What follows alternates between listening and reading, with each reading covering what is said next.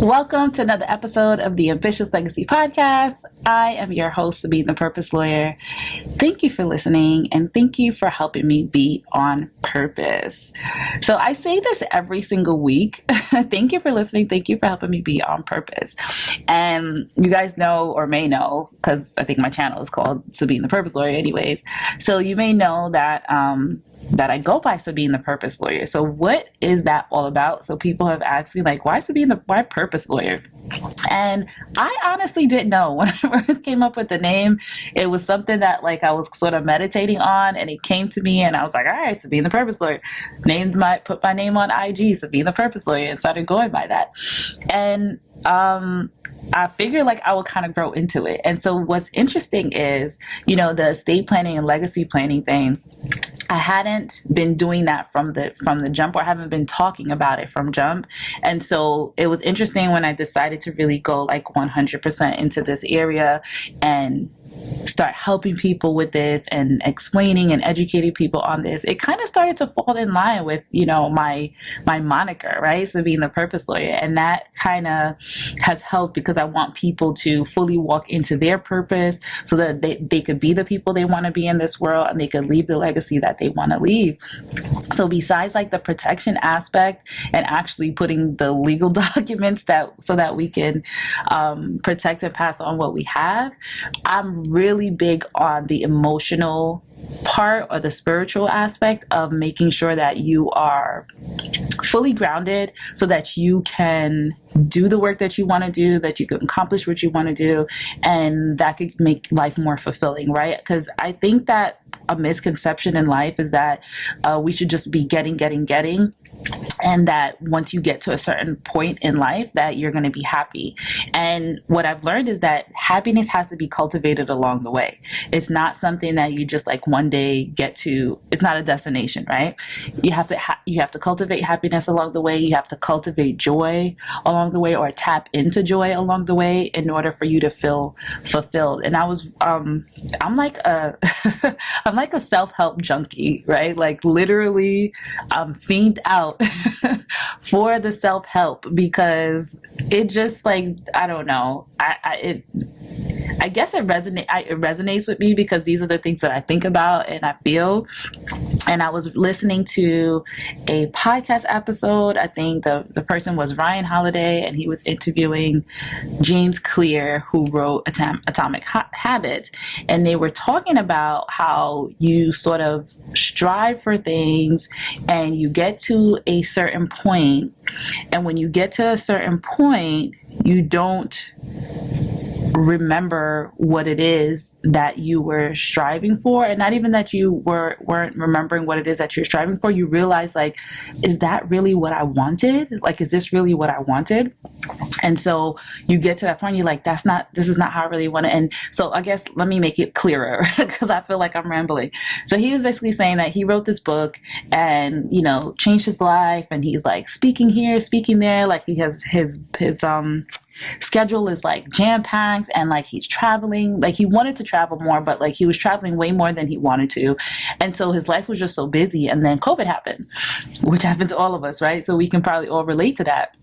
And so COVID happened, life slowed down, and he realized like, wait a minute, I'm not living the life that I wanted to live, right? This whole point was for me doing this was to live the life I wanted to live. And so I think we lose sight of that because we're not paying attention to like what we're feeling, how what we're doing is impacting us every day. And so, so we kind of lose track of who we are sometimes in the midst of it. And so this certainly happened to me, and it can be a place where you feel really vulnerable, you feel really lost, and you feel really hurt because you're like, I've been bamboozled, right? Like I've been bamboozled because I've been doing and running after something that I don't even necessarily want. But it's not so much that you didn't want it. It's so much that you have to keep in mind and you have to keep balance as to what you're doing. What comes to mind is this other book that I read, which a lot of people have read it too. I cannot remember the name of it right now. Okay, I'll put it in the notes because I'll look it up. So, but one of the things that are in the book is that it's like someone who's telling a story about a person who went to go view this beautiful mansion, and it was like paintings and like, gold and, all this kind of, glam and glitz and all that good stuff. So he's given a spoon, and the spoon, there's some oil that's put in the spoon. It's like, you can go in and look at this mansion and experience all this stuff, but please don't drop the oil. And so the first time he went, and he was just like, oh my God, so impressed. And so excited and delighted about all the things that he was seeing. And then when he got to the end, he realized that he had no more oil in the spoon, right? And I forget what the outcome was, because he had no oil. Maybe he didn't get to live, or whatever the case is. But that's sort of what I feel like I went on a big tangent, but that's sort of what life, this journey that we're kind of doing when we're going after the things that we want. We have to keep an eye on the oil. We have to keep an eye on our spirit, our mindset, our health, all that good stuff, because we want to make sure that it remains intact as we go after and strive for the things that we want to have, to be the people we want to be, to leave the type of legacy we want to leave, right? So we can't just be all willy-nilly living life and never tapping into what we have. So I say that to say, I wanted to kind of tell you guys a few things that I've learned in my journey of becoming like a better person, and also keeping track of the important things in my life. Because at certain points in my business, when I got really, really busy, I saw certain things start to fail or slip. Had my marriage wasn't in the best place, right? We weren't, vibing the way that we're vibing at this point. My child was lacking in school, because I wasn't able to, be that anchor for her that she sort of needs. And it's like, it's a responsibility, as a parent. Like, we have a really close relationship. And so because of that, she relies on me, and also feeds off of the energy that is going around, right? She grew up as an extremely happy child. So when the energy is out of balance, it affects her. So she was experiencing things in her education, etc., that caused me more stress, more anxiety, more grief. And so it all was connected. So here were some of the things that I started to do to sort of help myself get back on track, and to have a more balanced life as I continue to go after the things that I want. And so the number one thing that I was doing, that I started to do, was journaling, right? And so I found this through watching a bunch of YouTube productivity, self-help people, and basically, and reading books. I came across morning pages. And what morning pages is a form of journaling. When you first wake up in the morning, you start writing. You literally turn on the light, squeak the eyes, and you start writing. And so writing whatever it is that comes to mind. You're not trying to make sense. You're never going to read it unless you come up with an idea that you need to reference back to. But it's just a brain dump. And what it does, it helps you get clarity over your day. It helps you get clarity over what you're doing.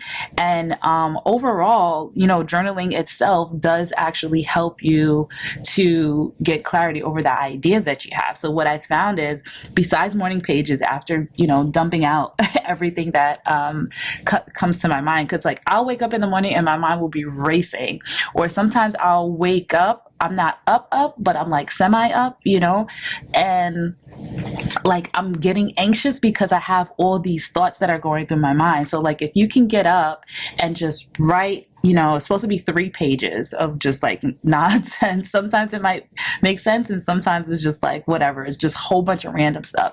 And you're writing it out, and now you're clear. Now your brain can actually function.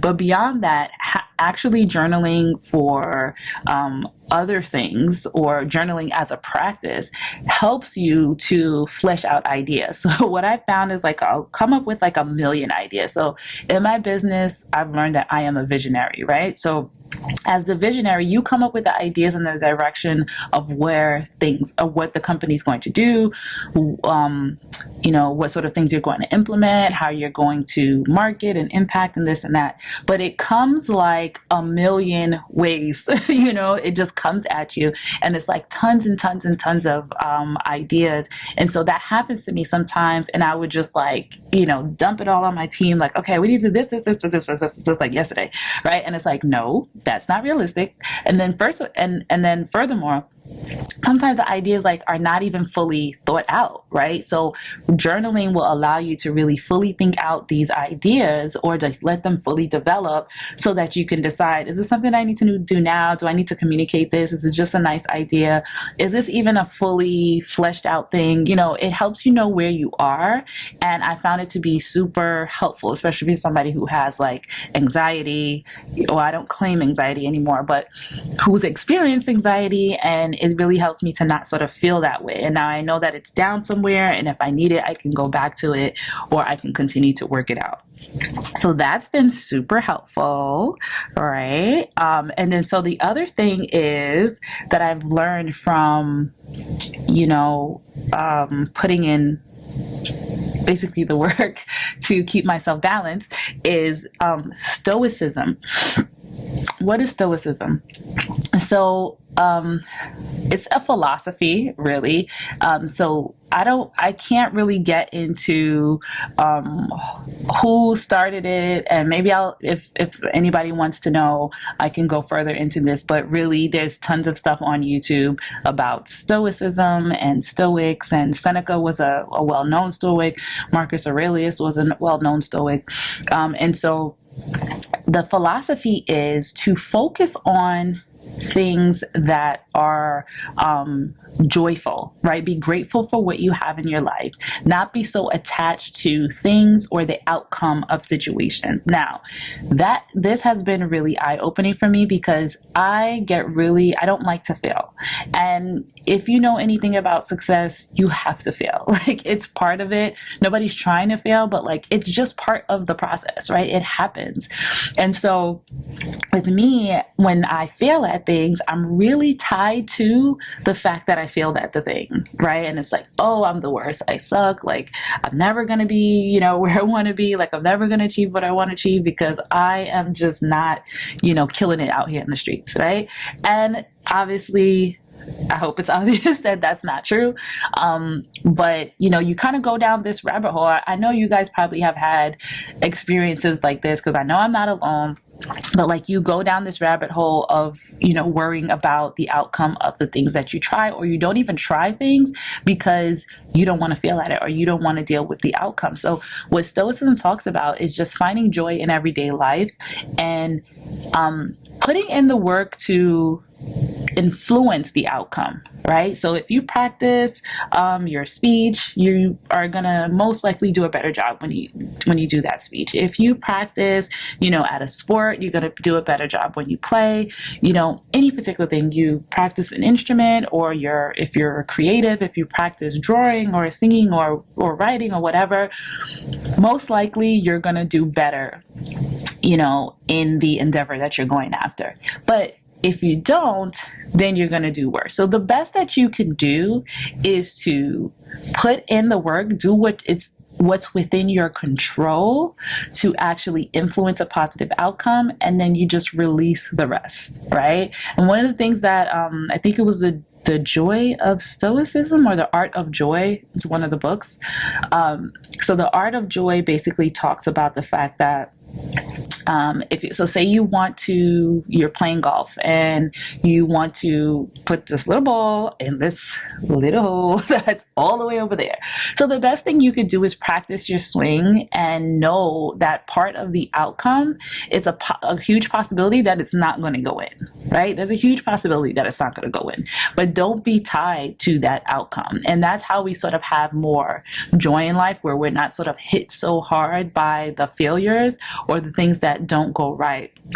And it's been helpful to me, because it's like, okay, like, I think I talked about in the last episode how I had some frustration where I couldn't get into my computer, and I couldn't like log in, and I had a set time to record, and I had a set time to get done what I needed to do, but I couldn't control the fact that I couldn't get in, right? I mean, really, I was putting in the wrong password, but that's beside the point. I couldn't control the fact that I couldn't get in. So I was just like, all right, I'm just going to be still. I'm not going to get aggravated and flustered and crazy because I had a webinar to do later on in the day. So I was like, I'm not going to get myself all out of whack. I'm just going to chill. I'm going to call IT, try to get help. Before I could even get the help from IT, I had gotten in because I got my mind right. So that is it. Like, don't get frustrated or flustered. Like, that is our normal reaction to, like, woe is me, throw the whole day away because this one little thing happened. But focus on the joy of the work that you put in, the joy of and gratitude over the things that you can control and the things that you already have. And then that way you're not really like losing your entire mind when things don't go right? So that was number 2 of how I kind of keep myself balanced, right? Number 1 was journaling. Number 2 was focusing on what I can control, essentially. So the number 3 is things that I've done to sort of keep myself more balanced is routine. So I told you about part of my routine. I've done a morning routine and an evening routine. And the morning routine, part of my morning routine is that morning pages and the journaling. Another part of my morning routine is meditating. So I practice this form of meditation that's called transcendental meditation. But any meditation that you find good for you, if it's a religious thing, then just know pretty much every religion has a form of meditation. So whatever resonates with you, you can sort of practice that. But literally, it's all about just being still and connecting with your inner self and your spirit, your being. Like, there's nothing wrong with just like being still and quiet. And what it does is sort of like gives your mind a break. It gives your body a break. It sort of like level sets everything. It's like Control Alt Delete or restarting your computer. You know, everyone has experienced an IT situation where they're like, have you restarted your computer? And you're like, no, but I'm going to do that right now. So it's a way for you to restart, press the reset button, and helps you to really get your life together. So that's part of my morning routine is the meditation. I also pray, I focus on how I want the day to go. A nice thing that I've found is that you can kind of go through your day and imagine how you want your day to go for the rest of the day. So you're thinking about what I'd like to do is I go through my calendar because I live by my calendar. So I go through my calendar and I'm like, okay, I have this appointment. So this appointment's going to go really well. This client is going to engage. You're going to be super excited about it. This professional meeting that I have, it's going to go well, going to really hit it off and make a new connection. All the things that I see that's going on through my day. This team meeting is going to go well, blah, blah, blah. And you can kind of level it. So you're basically, we want to say, like, if you're Christian, the word prophesy, right? You're like prophesying over your day that this is how your day is going to go. And that's been really helpful for me too. I love that. I love being able to do that. And it's like you're predicting how your outcome of your day is going to go. So I talked about journaling. I also do this 5-minute journal, which kind of just helps me talk about what are the 3 things I'm grateful for? What would make today a great day, which is part of like going through my calendar, and some affirmations. So you could do some affirmations as well. Affirmations is you're basically saying who you are. I am great. I am wonderful. I am at peace. I am beautiful. I am slim. I am whatever it is I want. Like, I'll be like, I got flat abs. Like, I am my ideal body type, like all of that stuff. Whatever is cool with you, I am it all. And whatever works for you as part of this, you can keep, and whatever doesn't, you can throw it away. But it's all about having a routine every single day to keep you on track and to make sure that you're pumping yourself with positivity and good energy. So you don't have to follow my routine. You could do whatever you like. And then so part of my routine, it might be a day that I'm exercising or I'm doing yoga because I do both. And, by that time, it's about time to get into my day. So the second thing that I do is the nightly routine, which sometimes at the end of the day, I have so many goals and so many things that I'm like working on, I'm trying to achieve, that I don't even know what to do. Like, after my work day is over, like what should I work on? And then I should also have some time to sort of like bring it all down, right? So I made a list of things that I would like to work on. So I'm taking about like 3 courses because that's just me. And so I put down, okay, you can pick from this list, because I'm also an emotional person. So it's like sometimes it's how I feel. And so as long as I know that I'm, checking something off, I'm happy to be like, okay, pick from this list. You're either going to go back to this course, or this course, or you're going to read, or you're going to watch a video on something that's going to help you, or whatever the case is. So I choose from those things, but I have it already written down because it helps me to keep on track of my goals.